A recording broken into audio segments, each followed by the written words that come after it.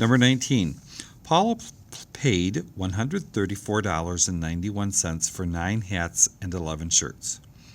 So we know we have 9 hats and 11 shirts, and that equals a total of $134.91. The price of each hat is $5.42. The price of each shirt is $7 and K cents. So we don't know the number of cents. We need to find the value of the cents. So what we're going to need to do is put this together as a problem.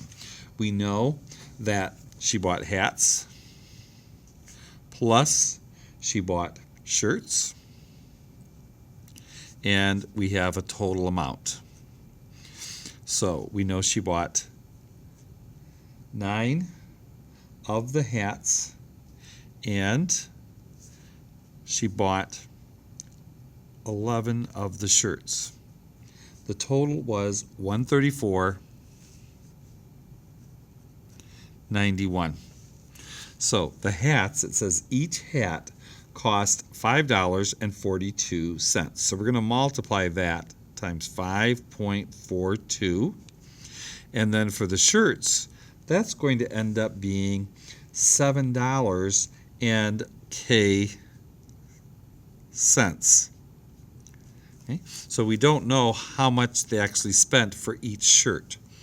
So what we have here is a problem, an equation.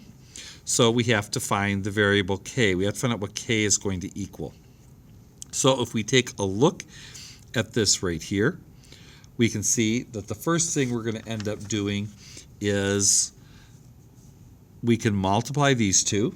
And if we multiply these two, we'll get a total of $48.78. That's how much they spent on hats.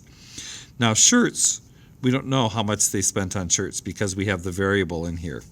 So this is kind of an unknown. We don't know $7 and something cents. We don't know exactly what that is. And this is $134.91. So now when we're working an equation, we're going to use the inverse operation.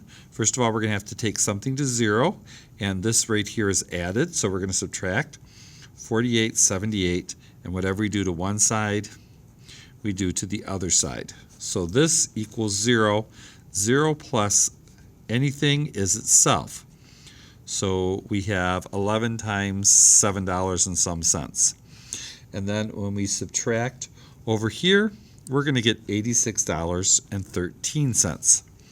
So now we have 11 times something equals 86.13. Now to isolate the variable, 11 times we use the inverse operation, which is divide. And whatever we do to one side, we do to the other. So 11 over 11 is 1. Anything times 1 is itself. So this has to be the amount that they paid for the shirts. So when we do 86.13, we get $7.83. So for this, we knew it was $7. We needed to know the cents. So the cents are 83 cents. That's what K is going to equal.